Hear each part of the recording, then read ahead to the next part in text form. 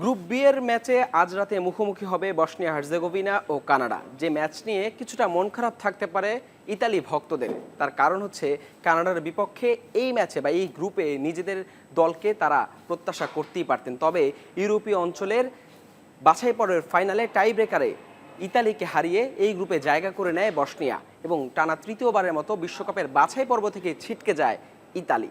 যার কারণে কিছুটা ইতালির প্রতি তো সেই ক্ষোভটা বা আক্ষেপটা নিশ্চয়ই আছে ইতালি ভক্তদের।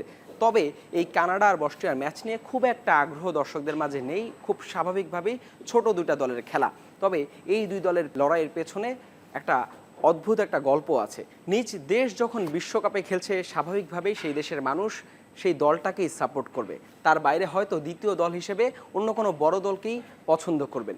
কিন্তু আপনি যদি শোনেন নিজ দেশের বাইরে দ্বিতীয় সেই দলটা বসনিয়া হার্জেগোভিনা, তখন আপনার শুনতে কেমন লাগবে? বা যদি এমনটা শুনেন নিজ দেশ যখন বিশ্বকাপে খেলছে সেই দেশ ছাপিয়ে বসনিয়া হার্জেগোভিনাকে কেউ সাপোর্ট করছে, তখন শুনতে কতটা অদ্ভুত লাগবে।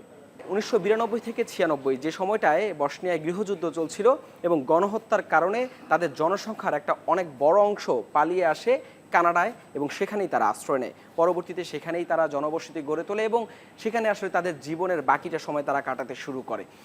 যার কারণে আসলে বসনিয়ার প্রতি তাদের মায়া বা মাতৃভূমির প্রতি ভালোবাসাটা তো রয়েই গেছে।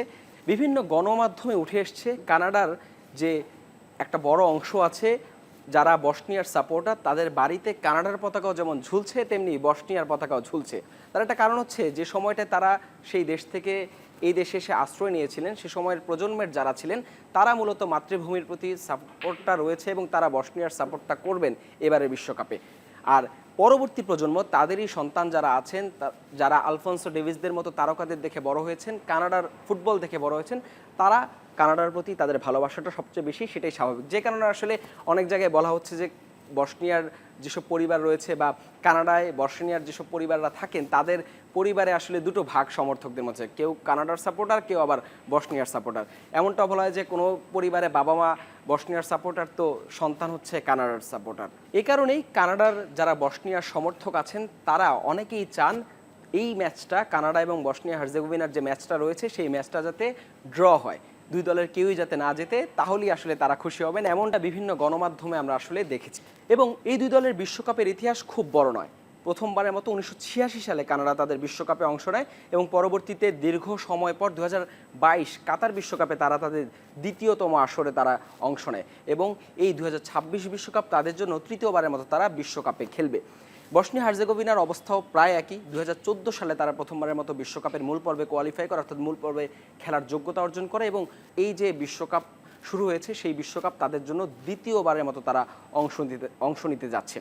এবং কানাডা তাদের বিশ্বকাপ ইতিহাসে এখন পর্যন্ত 6 ম্যাচ খেলেছে, 6 ম্যাচের একটিতেও তারা জয় পায়নি। তবে বিপরীতে বসনিয়া তারা প্রথমবার যে বিশ্বকাপ অংশ নিয়েছিল 2014 সালে, সেখানে তারা একটি ম্যাচে জয় পেয়েছিল। এই দুই দলের কেউই আসলে এখন পর্যন্ত গ্রুপ পর্ব পেরোতে পারেনি। সেজন্য আসলে প্রথমবারের মতো তাদের যেমন গ্রুপ পর্ব পেরোনোর চ্যালেঞ্জটা আছে, সেই সঙ্গে এই দুই দলের লড়াই আসলে কে জেতে সেটা এখন দেখার অপেক্ষা।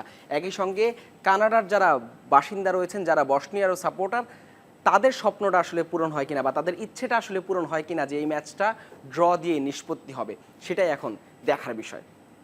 হাসান আল মারুফ, যমুনা স্পোর্টস।